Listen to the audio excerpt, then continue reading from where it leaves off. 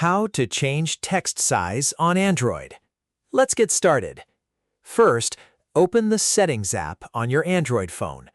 Scroll down and tap Display and Brightness, or Display, depending on your device. Next, tap Font Size or Text Size. You'll see a slider at the bottom of the screen.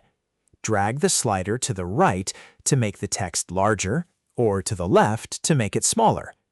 As you move the slider, you'll see a preview of how the text will look.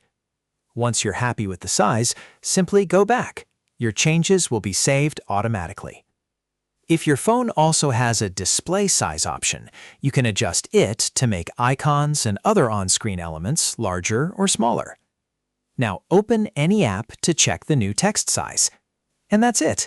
If you found this video helpful, don't forget to like the video, subscribe, and press the bell icon for more quick tech tutorials. Thanks for watching.